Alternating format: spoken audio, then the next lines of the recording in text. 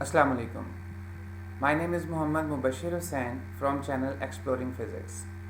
हमारा आज का टॉपिक है क्वांटाइज्ड एनर्जी।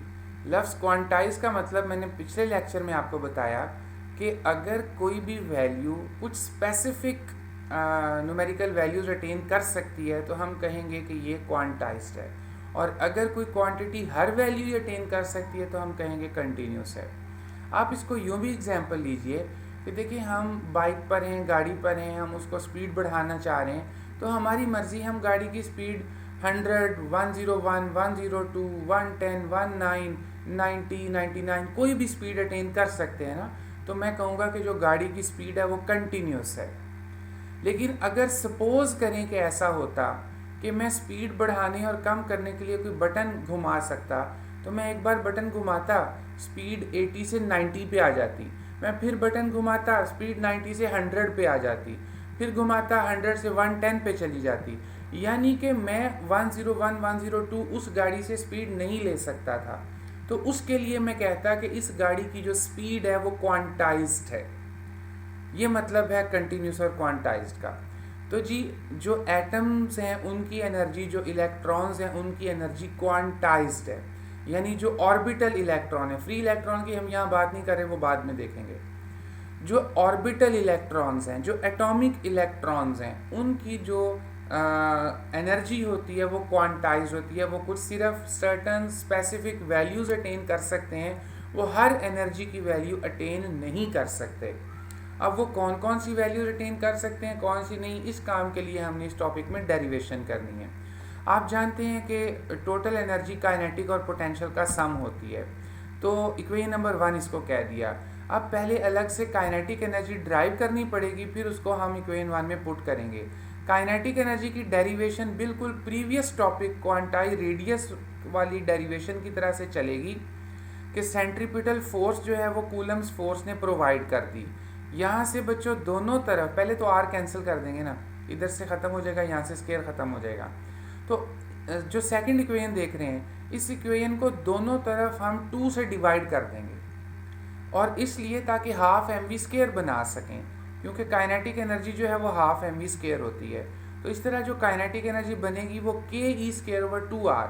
आर शेल का रेडियस है, के जो है वो कूलम्स कांस्टेंट है 9 इंटू 10 पावर 9, ई जो है वो चार्ज ऑन एन इलेक्ट्रॉन है 1.6 10 पावर माइनस 19। अब पोटेंशियल एनर्जी फाइंड करते हैं। पोटेंशियल एनर्जी इस तरह फाइंड करेंगे कि energy is equal to work done. तो वर्क तो होता है फोर्स इंटू डिस्प्लेसमेंट। डिस्प्लेसमेंट को तो आर कह दिया, जो फोर्स है वो यहाँ कूलम्स फोर्स है, तो कूलम्स फोर्स होती है के Q1 Q2 over are square. अब यहाँ देखना है कि चार्जेस हैं कौन कौन से। एक इलेक्ट्रॉन घूम रहा है न्यूक्लियस के गिर्द, तो एक चार्ज हो गया इलेक्ट्रॉन, उसका चार्ज लिख दिया मैंने माइनस ई के साथ। दूसरा चार्ज है इनसाइड 1 प्रोटॉन, हाइड्रोजन के न्यूक्लियस में एक प्रोटॉन है, उसका चार्ज लिख दिया ई।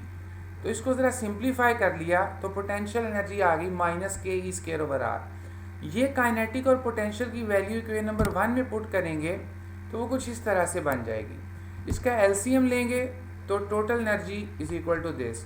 टोटल एनर्जी को बुक ने ई लिखा है, ई एन लिखा है, तो इसलिए मैंने भी सिंबल चेंज कर दिया, ई एन लिख दिया उसको। अब जो पिछला टॉपिक था क्वांटाइज रेडियस वाला, उसमें जो आर की वैल्यू ड्राइव की थी वो इस सेकंड वैल्यू ऑफ एनर्जी में हमने पुट कर दी, और सिंप्लीफाई करने के बाद ये मिल जाएगा हमें। इस राइट हैंड साइड पे आप तवज्जो करें तो सिर्फ n वेरिएबल है, बाकी सारे कैलकुलेटर की फिक्स्ड वैल्यूज़ हैं, और इसको n स्केयर हम अलग कर लें तो हम इसको ऐसे भी लिख सकते हैं minus E naught over N square, जो कि ई नॉट जो होगा वो इसके इक्वल होगा, और कैलकुलेटर से वैल्यूज़ पुट कर दें तो एक मरतबा आंसर जाउल में आएगा। फिर उसको अगर हम जाउल से इलेक्ट्रॉन वोल्ट बनाएं, कैसे बना सकते हैं, 1.6 10 पावर माइनस 34 से 1.6 10 पावर माइनस 19 से डिवाइड करके हम इलेक्ट्रॉन वोल्ट बना सकते हैं, वो आ जाएगा 13.6। तो जो ई नॉट है कांस्टेंट ऑफ प्रोपोर्शनैलिटी, उसकी जो वैल्यू है वो 13.6 है। तो ये जो सेकंड लास्ट में इक्वेशन थी ऊपर, ये वाली इक्वेशन, ये जनरल फॉर्मूला बन चुका है total energy of electron in hydrogen atom का। अगर मुझे फर्स्ट शेल में एनर्जी देखनी है n की जगह 1 लिख के सॉल्व कर दूंगा, सेकंड शेल में देखनी है n की जगह 2, थर्ड में देखनी है n की जगह 3 एंड सो ऑन। तो उसकी एक सीरीज़ जो आखिर में आप देख रहे हैं ये भी बन जाएगी। बुक ने बेटा इसके बाद 3 टॉपिक्स पैराग्राफ में लिख रखे हैं, उनका मतलब सुन लीजिएगा और बाकी किताब से पढ़ लीजिएगा एक बार। आयनाइजेशन एनर्जी, वो एनर्जी जो हमें सप्लाई करनी पड़ेगी ऑर्बिटल इलेक्ट्रॉन को ताकि वो एटम को छोड़ जाए। वो एनर्जी कैसे सप्लाई कर सकते हैं? वो एक और पार्टिकल फॉल करवा कर, रेडिएशंस यानी फोटॉन्स फॉल करवा कर हीट की सूरत में किसी तरह दे सकते हैं। आयनाइजेशन पोटेंशियल, अगर मैंने आयनाइज करना था एटम को यानी उसका इलेक्ट्रॉन रिमूव करना था, तो ये मैंने किया चार्ज पार्टिकल फॉल करवाने से।